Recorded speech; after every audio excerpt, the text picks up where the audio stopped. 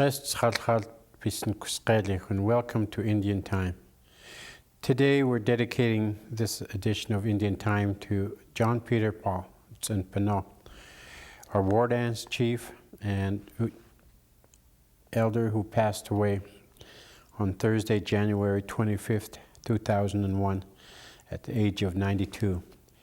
This was a great loss for all of us, and out of respect for John's great contributions, who he was, we put together a special program in which I will read some of Tom Smith's eulogy, while we show you some images of John and the good work that he did over the many years. We hope you enjoy this program and that it inspires some of the younger people watching to keep in mind that someday, too, you will be an elder, and to work and learn and live your life so that someday you will be able to help and guide your people in the way that John did. In this program, many of you will have your own memories, your own stories and thoughts about John.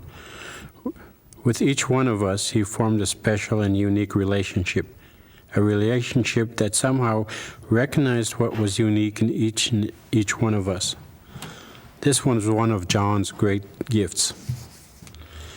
John was blessed to have Agnes, his wife, who walked with John for 72 years, longer than most of us hope to live, let alone grow together in a marriage. John was also blessed to have his large family and to have been cared for so lovingly during his sickness by Nancy Grant and Tammy Matt and the many other caregivers and family members. For our loss, we can give thanks that John is not suffering anymore and that he is now with the Creator and the old people who went before him. It seems almost impossible to do even a small measure of justice to John, to somehow honor his long life and all he did for us, who he was in just a few words. John had a certain quality. Maybe it was his spiritual strength, his spiritual happiness, the joy he took in life, his good heart, his intolerance for baloney. Whatever it was, it just made you feel good to sit with him, just to be in his presence. This past fall, before it got cold, when John was going through those endless blood transfusions, Tom went up to visit him one sunny afternoon at his place and found him just sitting outside by himself in a long chair, looking up at the mountains. He told Tom he was just trying to stay awake. Tom sat by him, and most of the time it was just quiet. And then Tom went home, feeling as usual that John helped him more than he helped John. That's just how John was. John was born on January 19th, 1909, at the home of his mother, Clarice Paul, or Claudely, outside of Ronan, near where the Clarice Paul home site are now located. Claudely was born in 1872 and died at the age of 94 in 1967. Her parents were Madly Ann, a Ponderay woman from the Mission Valley, and John Regan, a black man who served as a cook at Jocko Agency and married Madly Ann. Madly Ann died in another childbirth not long after Claudely was born, and Regan moved back to Butte, though he always sent money to help support Claudely. So Claudely was then raised mostly by her grand-uncle Kutilpu. John's father, Camille Paul, was born in 1862 and died on October 18, 1908, 3 months before John was born. He was a Kadispe or Ponderay from the Mission Valley and was known as Kamel or Lil Camille. Camille's father's English name was Paul, and his mother was from the Deshaw family and was named Milia. Camille's death is why the story of John's life must begin even before he was born, with a tragic incident known to many people as the Swan Massacre. In October 1908, when Kaloli was 6 months pregnant with John, Camille and Kaloli were part of a family hunting party that traveled over to the Swan Valley to hunt and gather their winter meat, as Pend Oreille people had done for countless thousands of years. But on that terrible day, a rigid, overzealous game warden and his deputy harassed the camp and finally ended up killing 4 members of the hunting party. Camille was the first to be shot. For many years, John did not feel comfortable with this story being told, but more recently he decided that this was something that was so important for an understanding of tribal history, that in spite of the pain of retelling what happened, he recorded what he knew. This was itself so typical of John. He always did what he thought was for the well-being of the people, especially the young people. I've always thought how tough Kaloli must have been and how tough little John must have been to have hung on and survived through that time. But Kaloli and John did survive, and we thank the Creator for that, because John lived to become a respected elder and to become for us a living link to this critical turning point in the history of the tribes and the tribal way of life. So John was born 3 months later in January 1909. After John was born, Kaloli had 2 more sons, John's younger brothers Antoine and Mose. A few years later, she remarried a Kootenai man named Kinmiki. Kaloli stayed with Kinmiki until he died sometime in the 1930s, a little after John and Agnes were married. John spent a lot of time in those years in the Kootenai community. He understood the Kootenai language and was very close to many Kootenai people. John was also raised largely by his tupia Kutilpu, the same man who had raised John's mother Kaloli.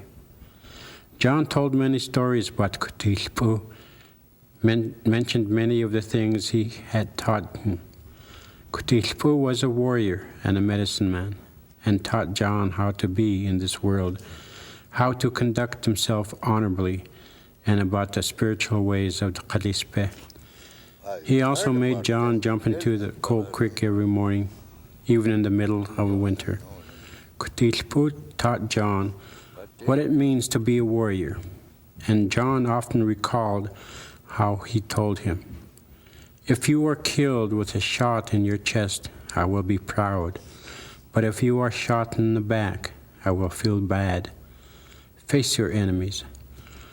Much of the priceless oral history that John recorded with the Culture Committee over the past years was in fact handed down from Kutilpu, who in turn had learned it from his ancestors and elders, and from what Kutilpu taught him.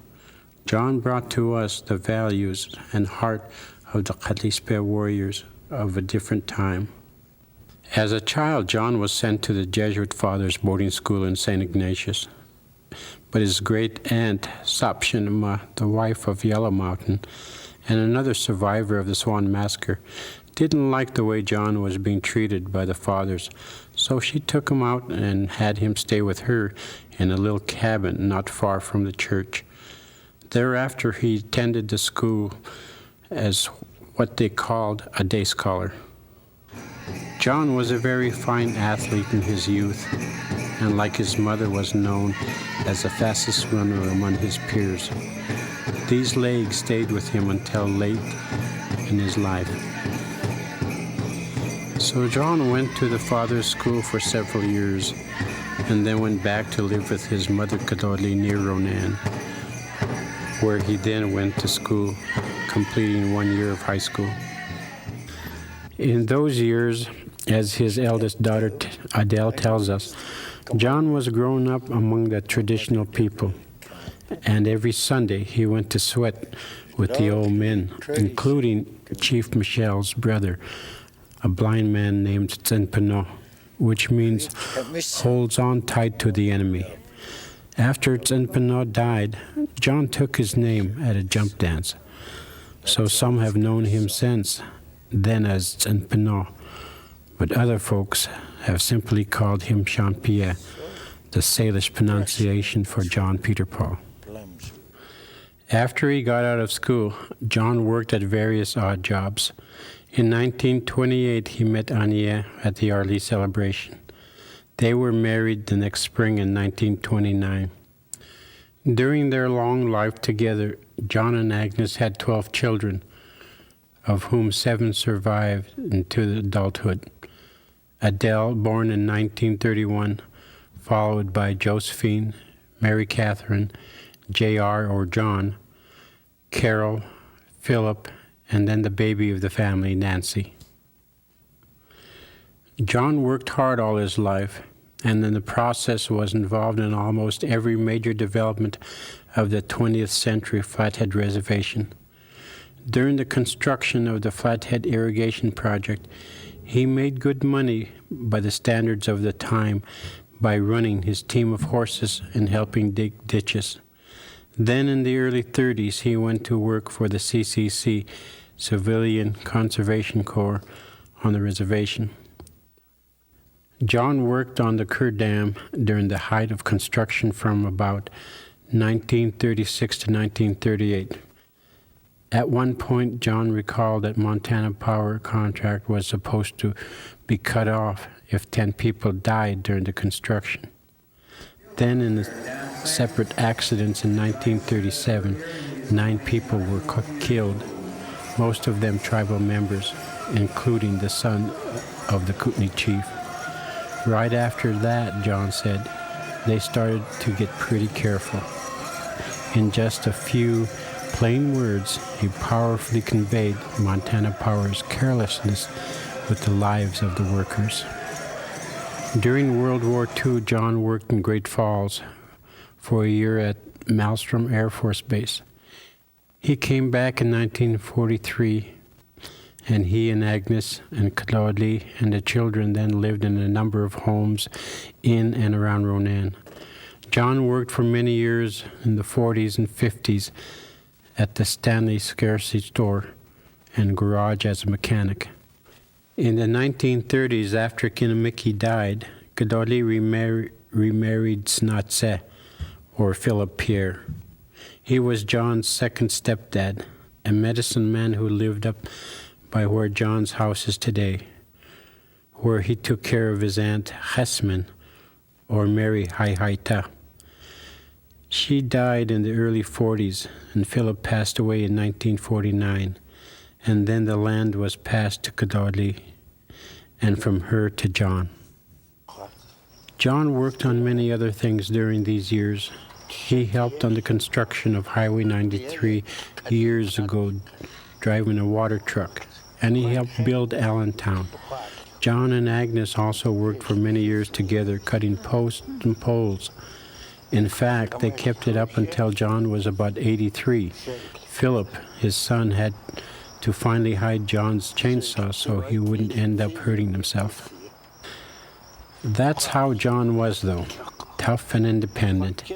Adele and Josephine say he was the boss, and all of us know so well how we love that independence. He drove himself everywhere, right up through his final years. For John, the journey must have always been as important as the destination, because, as we all know, he didn't usually drive too fast. How many times have we seen a long line of cars pulling into Ronan, practically stretched back to St. Ignatius, and there at the front of the line would be John, whistling along at a merry 45 miles an hour. I think Highway 93 will be much more dangerous without him. He won't be there to slow down all those crazy drivers from Kalispell. He respected the war dance too much to take part until he quit drinking, which he did in the 1970s. That's when he became a fixture at the Arlie celebrations. And when the war dance chief, Mitch Smallsalmon, passed away, it was John who was chosen. John took this role seriously. He realized that while the celebration was a time of joy and fun, it was also something serious and of great importance to the well-being of the people. John not only led the grand entry and took care of the following articles, but he also presided over the entire event. He watched over everything, making sure things were done the way they were supposed to be done. John fulfilled this role so well because he really possessed the true qualities of a chief that the elders have always described, and he acted accordingly. These were the qualities in John that nearly everyone I've visited with over the past few days has mentioned. He spoke from his heart. He told the truth. He never faked anything. He brought great integrity to what he did. He was extremely intelligent, yet never boastful. He was humble in how he acted as war dance chief and as an elder. Was never about his own ego. He was cheerful and full of good humor, yet serious when that was needed. He had a deep spiritual faith. He was level-headed and fair. He sought the advice of others and considered that carefully in making his decisions. But when he made his decision, he was firm, sometimes even blunt. Now Tony and the elders and the Power Committee have some big shoes to fill. It's hard to imagine even having an RE celebration without John at its center. Yet he would, of course, want most of all for it to go on. Everything he did as an elder was based on his deep belief in the importance of the cultural ways being carried on by the generations to come. These qualities were the heart of John's tireless work over the past many years as a member of the Salish Pend Oreille Elders Advisory Council. He was the center of the culture as it has survived into this time. It is hard to think of a bitterroot feast he missed in recent years. He was the center of the jump dances, guiding the people on their path for the coming year. And it didn't matter how much his knees were aching. When he came into the door at the Culture Committee, he always greeted Gloria, "Gest squex kolodli." And when she asked him how he was doing, it was almost always "Ge," unless he wanted to say something crazy like "Chin wow." Loosely translated, that means "I'm feeling really great." John did not just talk the culture. He lived it, breathed life into it, and somehow brought it into our present every day. For me and for so many people I have visited with, there was something wonderful and powerful when John greeted people with their Salish name. When he called you by your Salish name, somehow, in the way he did it, it seemed like he brought the culture out of the past and to our present reality, and made you a part of it and welcomed you into it. He made you feel good. In fact, I thought about how little in the way of material possessions John accumulated in his life. They were never of much importance to him. He was always concerned about his family's well-being. Yet it was a rare thing when John himself had a new shirt. His clothes, his shoes, his coat were generally old and worn. About the only thing he had plenty of were baseball caps, usually worn at a jaunty angle, perched on top of his head. His daughters told us how it disgusted him to see poorly dressed children at a powwow in the company of well-dressed parents. This was at the heart of the tribal culture John always held in his warrior heart. The self-interest of the individual should always be sacrificed for the well-being of the community and the children in particular. Many people know of John's vast knowledge of the Salish language. When John passed away on Thursday, Vernon Finley turned to Joe McDonald up at Salish Kootenai College and said, after today, the Salish language will never be the same. John knew some words no other elders remembered, but he knew even more than that. John's deep knowledge of the language, of its subtle aspects, the little glottal stops and stressed sounds, that had dropped out of the speech of some younger speakers was connected to his knowledge of what each one of those sounds signified in the whole structure of the language. This is why John enjoyed so much his work with the linguist Steve Eggestall, often with Felicity McDonald, also there at the table. Steve understood the significance of what John was pointing out, and John enjoyed that to no end. So many times I watched them work together, and Steve would figure out something John was saying and say, "Oh, wow." And John would just chuckle. I'm convinced that if John had had the opportunity, he would have been a gifted linguist himself. Alongside so many other elders and teachers, John helped for countless years at the language camps and in language classes, in his work on Salish language books and tapes, and with the many individual students like Charlie Kwikwisu and so many others who sought his help and who he cherished.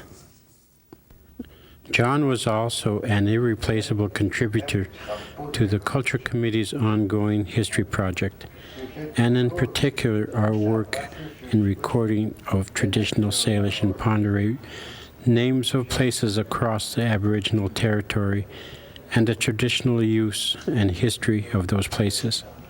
Part of this project has involved a series of field trips with the elders, and from the beginning, John and Agnes have been two of the elders we have relied on heavily. In fact, over the last 3 years, both inside and outside the reservation, John and Agnes together probably recorded 3 or 4 dozen place names that only they knew about. For example, back in 1997, 2 vans of elders and Culture Committee staff and students from Johnny Arley's leadership class made a trip through the Blackfoot Sealy Swan area.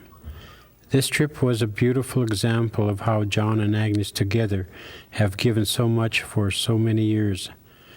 For as we made our way up the Blackfoot, a number of place names were known only to Agnes, Sinpitlimkane, Kalsa, and others.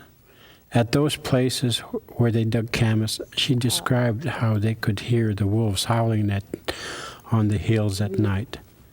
And then the next day we made our way down the Swan Valley, and there we relied almost completely on John, who had traveled there many times as a child with his mother and other old people, and with Agnes too, after they were married. Part of the purpose of that trip, too, was to do something that, in all his 88 years, John had never done: go back to the site of the Swan Massacre. Kadlotli, his mother, had apparently never wished to go back there, but now John had decided he was ready to do this. And so on September 18th, 1997, Tsenpano was back there again, and Johnny Arley led the group in a prayer at that place. John asked us to bring him there again the next year for a quieter visit, and while we stood by the water, he wept softly. It was a healing journey for him. Tom remembers on one of the trips to the Swan, they were looking for one of the old camps, and they drove up a dirt road, and it was probably the wrong place. And finally they got to a gate that had a sign saying, "Private property, keep out."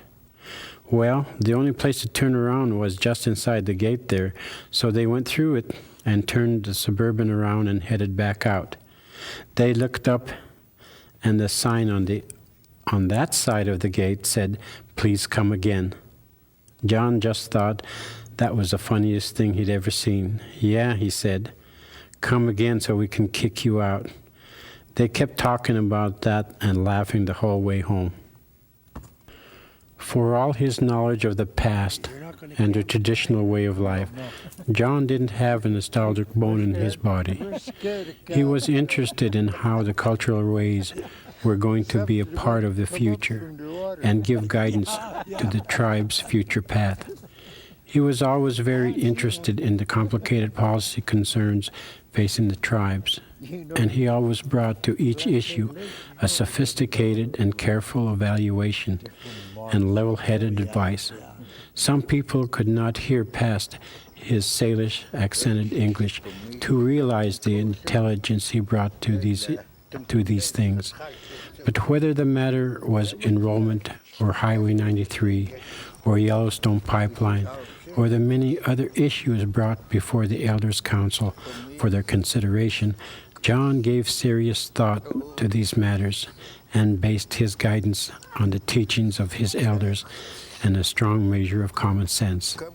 Yet he never confused careful evaluation of an issue for an unwillingness to take a strong stand when that was necessary.